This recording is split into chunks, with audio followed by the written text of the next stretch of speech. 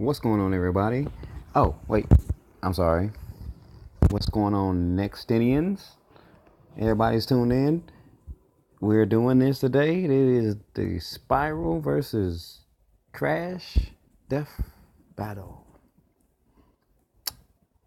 I'm gonna go into it already and just say my money's on the dragon. As a fan of Spyro and Crash Bandicoot back in the 90s, I gotta go with Spyro, man. Spyro seems to be the better candidate in this particular arena. Reason being I say so is because, okay, for one, he's a dragon. Dragon versus Bandicoot. Really? Two, his feats are pretty good. He's done some nice things that I'm not really gonna get you mentioned to because that's their job and I'm gonna let them do it. But I just want to say, yeah, that's my 2 cents. I'm putting my money on the Purple Dragon. No offense to Crash. Love Crash Bandicoot. But aside from that damn tiki mask that makes him invisible, I don't see him pulling this one off. We're going to see. Without further ado, let's get right into this. Buffering. Turn the volume up a little bit. The early 1990s played host to one of the biggest battlegrounds the world had ever seen. The console wars. Nintendo and Sega's mascots were locked in a merciless duel over the gaming throne. But when the smoke cleared, a surprise third challenger was rising to the top. The Sony PlayStation. And it didn't have just one mascot. Before y'all, I continue that, I had each one of those consoles. I had a Sega, I had a Nintendo, I had a Super Nintendo. And I gotta say, before Sony came along, Nintendo was a shit. Sega was pretty good. They had some games like, they had Streets of Rage, they had Shinobi, they had some decent games, Toe Jam and Earl. But Nintendo was that shit.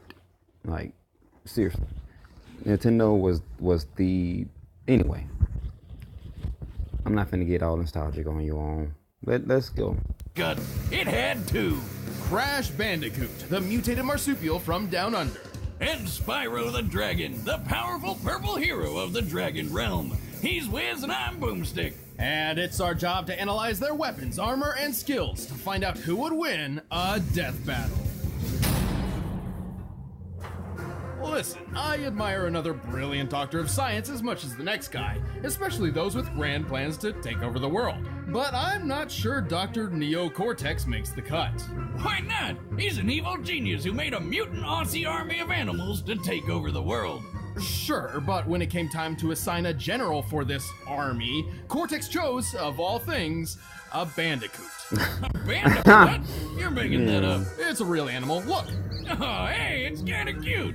How's that little thing gonna take over the world? With the Evolvo Ray, Cortex did successfully mutate it into a powerful beast. However, when he tried to brainwash the creature, he utterly failed to create his fearsome general.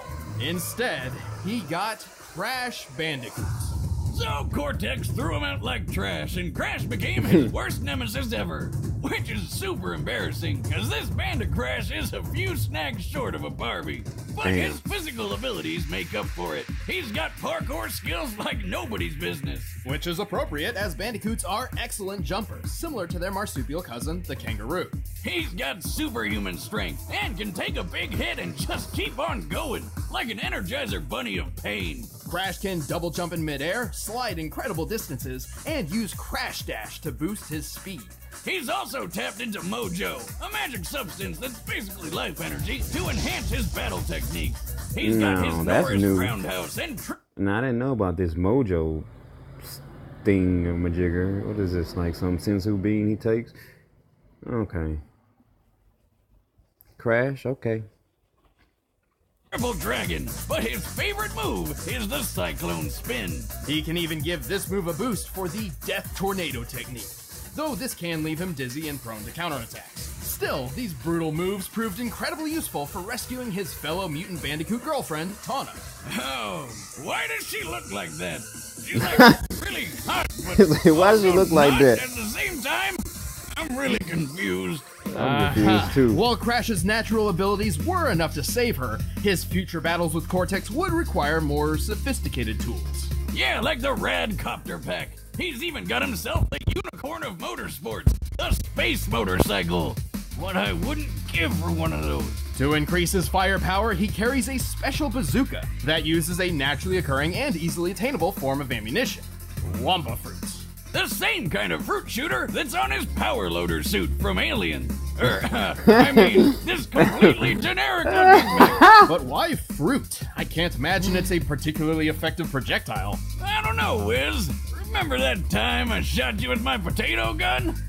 You were stuck in a coma for like a month. Wait, what? You told me I lost that month because my time travel wristwatch finally worked. Well, where's Crash getting all this cool tech? He can't be building it all himself.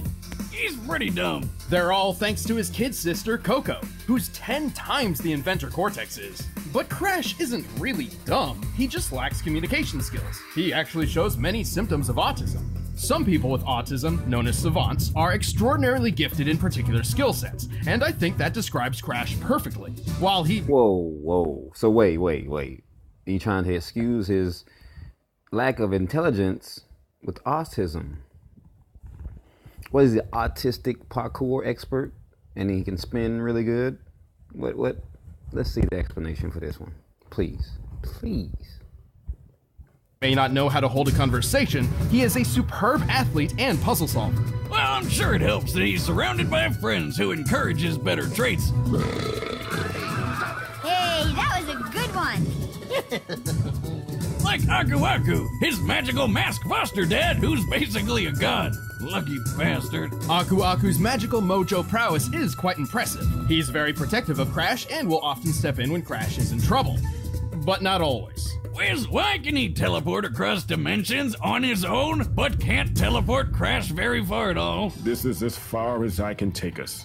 We'll have to fight our way to the robot's interior and save your sister. Well, perhaps his fatherly intuition is kicking in, encouraging Crash to learn from his own mistakes and become his own man, or Bandicoot. Yeah, maybe he's just being a dick. Well, thanks to Aku Aku and his own amazing abilities, Crash has performed some incredible feats while stopping Cortex's plans time and time again. Mojo. He's strong enough to lift his adopted brother Crunch over his head. Since Crunch is at least twice as big as Crash, that would mean Crash's strength is similar to the world's best powerlifters. His cyclone attack can generate enough force to lift this large boulder and throw it so hard it shatters on impact. Comparing its size to Crash, that boulder must weigh nearly 8 tons. He's also fast enough to outrun polar bears, which can move up to 25 miles per hour. But Crash really shines when it comes to durability. Just look at how well he holds up after taking 112 falling wooden crates to the face. Where do they all come from? I bet it's Aku Aku's fault. And he's right back up like it didn't even happen. What a champ. Crash has endured an explosion of 23 crates of TNT all at once, which, given their size, could potentially level a city block. Whoa! And with the help of Aku Aku, he even survived a crash landing from outer space. What the heck is up with his hair? This vessel was likely falling at 17,500 miles per hour, similar to the space shuttle's typical re-entry, which means the force of its collision would be equivalent to more than 2 million tons of TNT. Wait, but why didn't Aku Aku just teleport them to safety? I can't believe we're okay. Oh, are you kidding me, Aku? You know what you did, or didn't do. But what's the saying? Any Crash you can walk away from, right? Plus, given how easy it is for Crash's enemies to lure him into traps, his absurd durability is crucial. Well, Crash isn't perfect, but with his amazing... So basically, his intelligence is comparable to the Wile E. Coyote and the Roadrunner, because he's falling for these small, whimsical, put a wig on, TNT, X on the dot. He's lost. They're trying their best to give him some damn credit and some accolades, but sorry, Crash. abilities and a little bit of mojo, he's saved the whole world many times over. And after years of this, he even finally learned how to speak. Now let's go home and eat pancakes. Pancakes!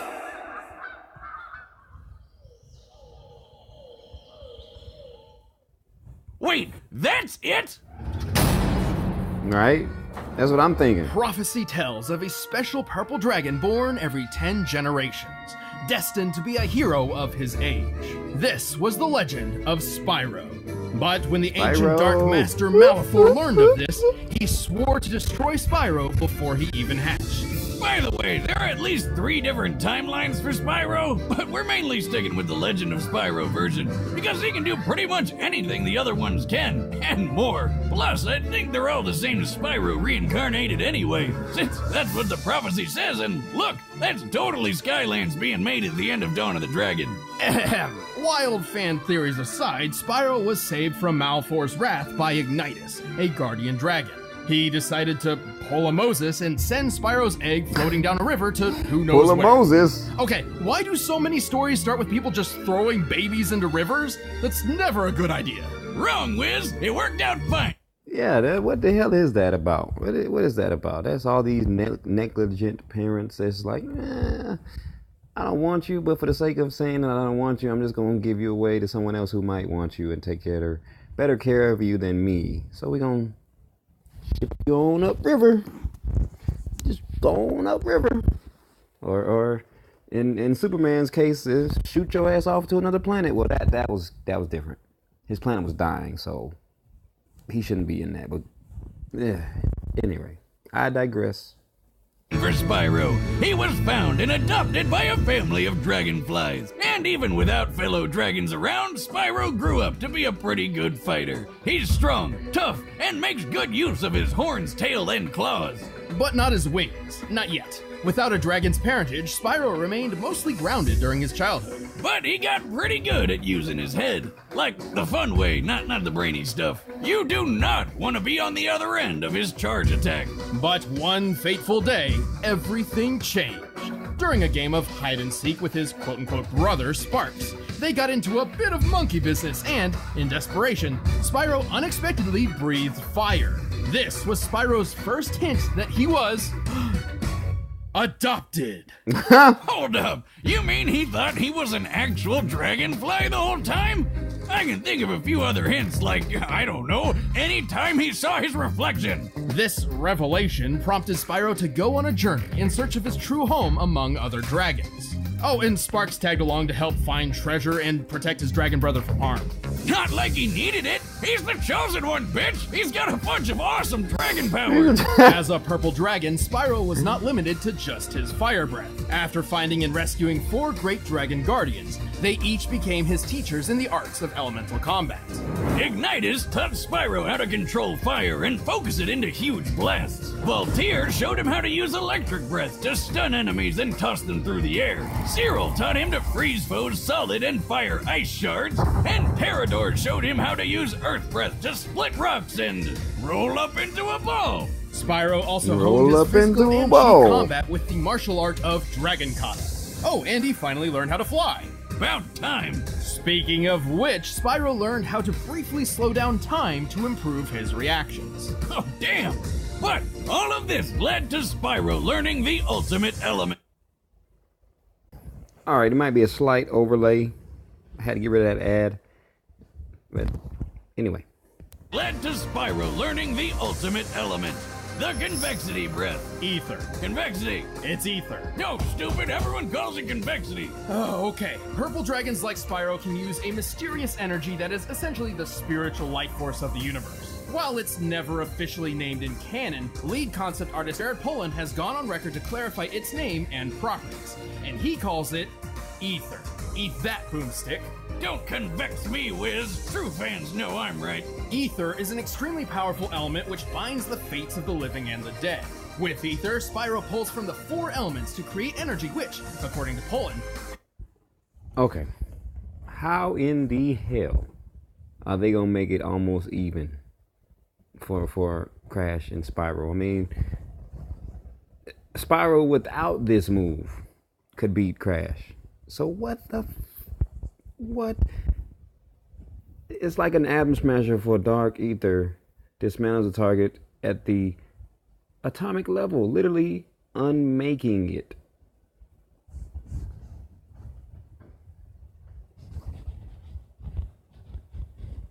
has power comparable to that of an atom smasher.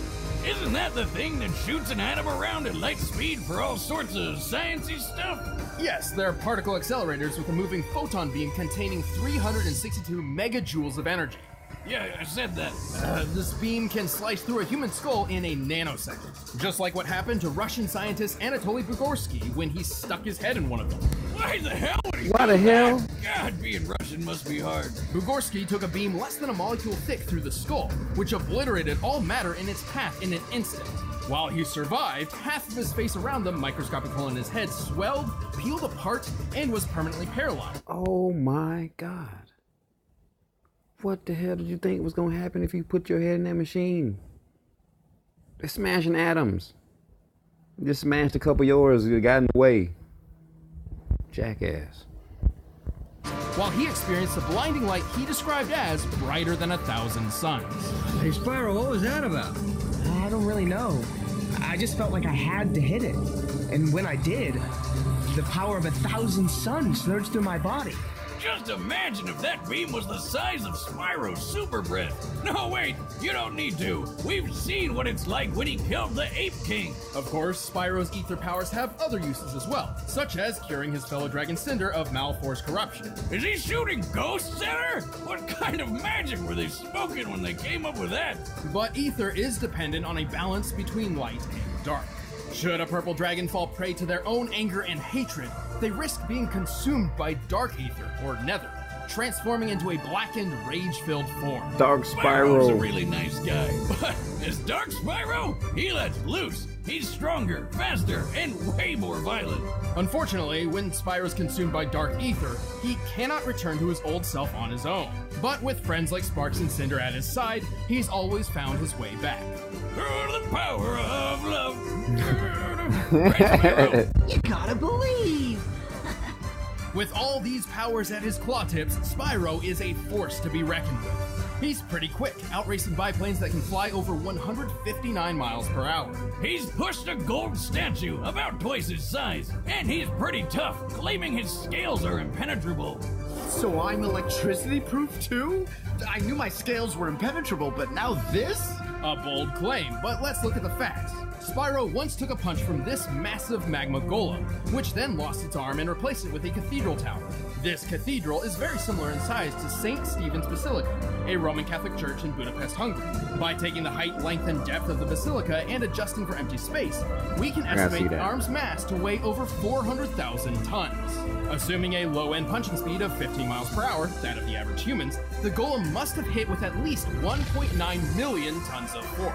And after getting all these powers, saving the dragons, and defeating the Dark Master himself, Spyro tapped into ether one last time to literally pull the exploding planet back together.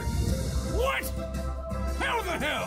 How? I'd say a mix of the power of love, magic of God friendship, dang. and a smidgen of prophetic destiny. Wiz, I want a pet dragon more than anything. It's a sad sight, Sparks. Another noble warrior falls victim to the plague of love. Just look away. All right, the combatants are set. Let's end this debate once and for all. But first, let me tell you about the mascot of good food. Okay, so Bluebell, we gonna fast forward this a little bit. They got some nice looking food, but it's just making me hungry. Oh my God, look at that. Oh, look at them. Oh, look at that. Oh, I don't like mushrooms, so don't look at that. Okay.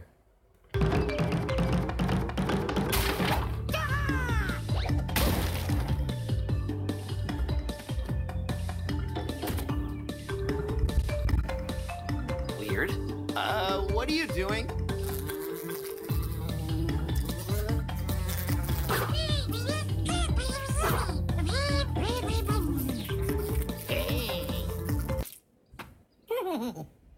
Oh! What?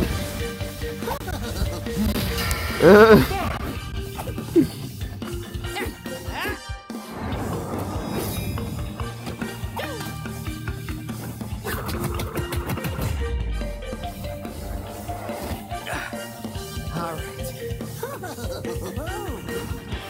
You asked for it.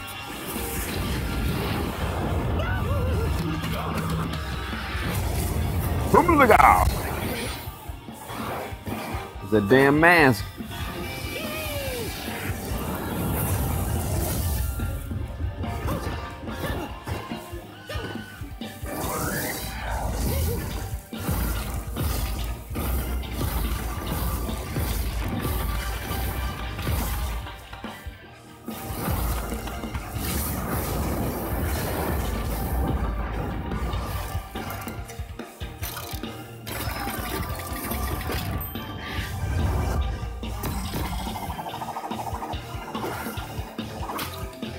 Wait a sec, was that a fruit? You just eat that shit. If I ever eat that shit, like, yum. Thank you. Anyway.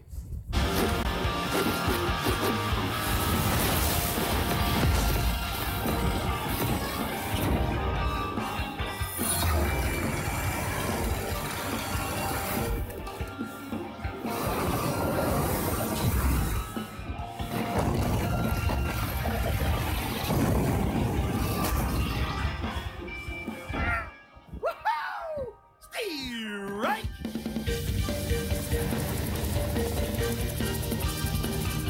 Where do you keep finding these things?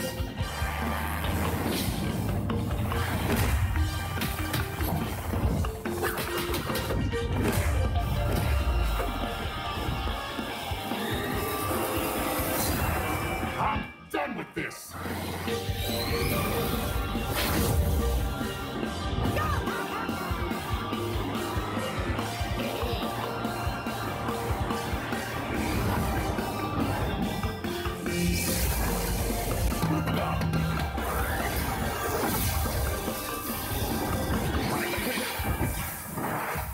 Wow. The masks too. Nobody messes with me, pal. Jeez. KO!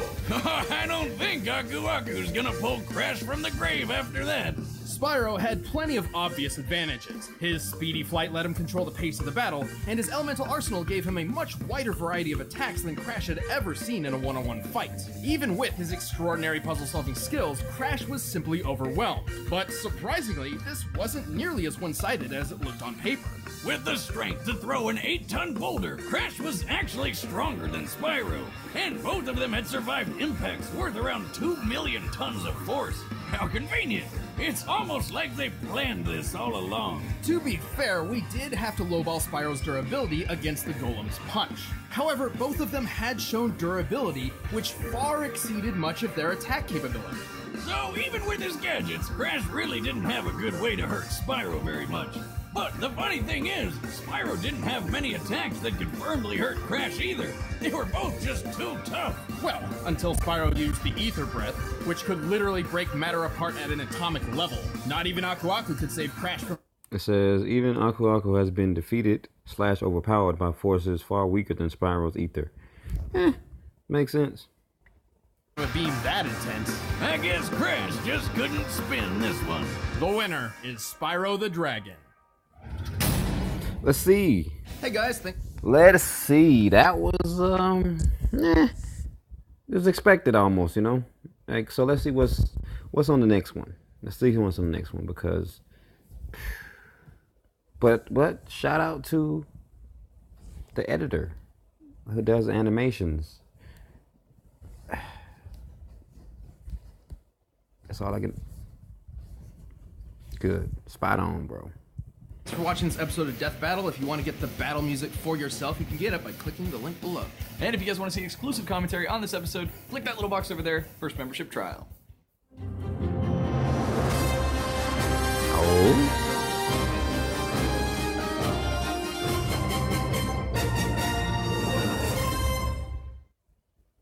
Okay, so Sarah versus Pitt.